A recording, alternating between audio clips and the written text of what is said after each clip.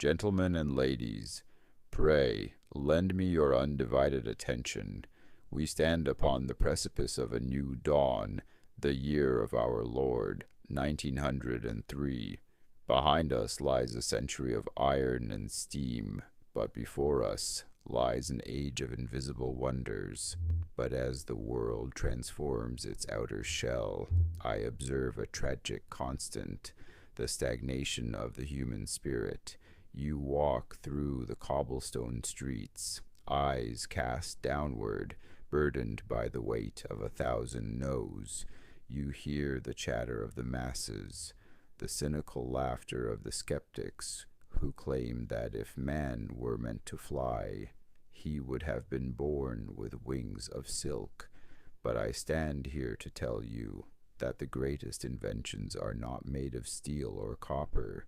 They are carved out of the quiet, persistent defiance of a soul that refuses to be ordinary. This is the essence of the Silentbreak Theory. The moment a man breaks his silence, not with a shout, but with a masterpiece. Look at the locomotive that thunders through our countryside. Does it move by magic? No, it moves because fire is trapped within iron, creating a pressure that must find a way out. Your ambition is that fire. Your discipline is that iron. Without the pressure of struggle, you are but a cold engine, a decorative piece of history that went nowhere. In this year, 1903, the world rewards the loud, the boastful, and the inherited wealthy. But the future, mark my words, the future belongs to the man who can endure the silent years.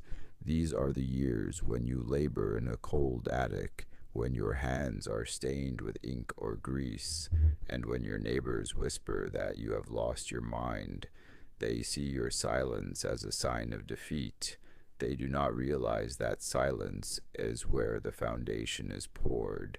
What separates the man who makes history from the man who merely reads it? It is the refusal to accept the finality of failure. If you have tried and stumbled, if you have invested your last shilling and lost it, if your heart has been bruised by the coldness of this world, congratulations. You have finally paid the entry fee to the Hall of Greatness. Consider the Wright brothers, tinkering in their shop while the world mocks them.